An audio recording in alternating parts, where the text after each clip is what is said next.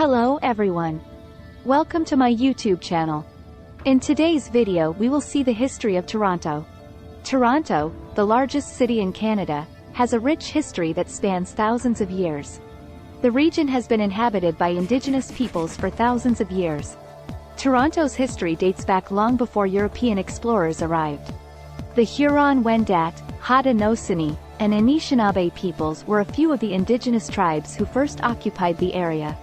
Before the arrival of Europeans, these tribes fished, hunted, and farmed the land for countless years. French explorers started looking at the region around Lake Ontario in the 17th century. On the lake's northern coast, close to modern-day Toronto, they built a trading post. The post was used to conduct trade with the local indigenous population, but it was later abandoned as a result of hostilities with the tribes. British fur traders first came to the region in the middle of the 18th century, where they set up their own trading facilities. To safeguard their commerce from rival French and Native American groups, they constructed Fort Roulet, which was close to the mouth of the Humber River. During the 7 Years' War, the fort was abandoned in 1759, and the French eventually demolished it. On the site of what is now Toronto, Upper Canada's Lieutenant Governor John Graves Simcoe founded the town of York in 1793. Simcoe chose the site because it was close to Lake Ontario's northern shore, making it simple to protect against prospective American attacks.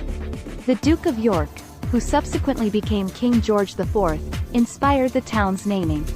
Due to its proximity to Lake Ontario and status as the capital of Upper Canada, York experienced significant growth in the early 19th century. It was given the new name of Toronto in 1834 and constituted as a city. With the building of railroads and the 1959 opening of the St. Lawrence Seaway, the city continued to expand during the 19th and 20th century. Toronto had a significant impact on Canadian history, particularly the Fenian raids of 1866 and the Rebellion of 1837.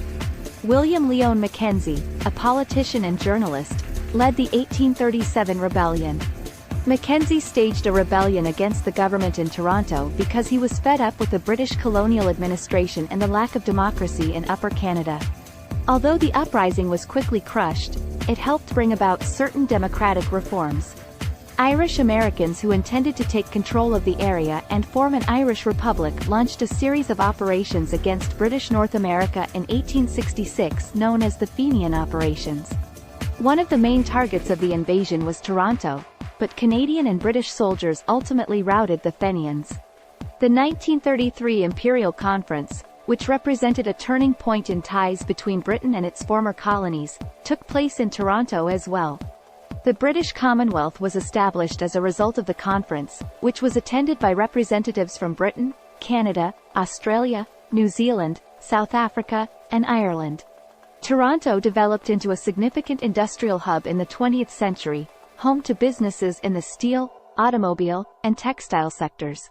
With the establishment of the Royal Ontario Museum, the Art Gallery of Ontario, and the Canadian National Exhibition, the city also developed into a hub of culture and entertainment. Toronto is a flourishing city today with a colorful past that both locals and tourists enjoy. Toronto experienced explosive growth in the 20th century as a result of the influx of immigrants from all over the world looking for jobs and a better living. The city gained notoriety for having a diverse population, with numerous ethnic and cultural groups coexisting.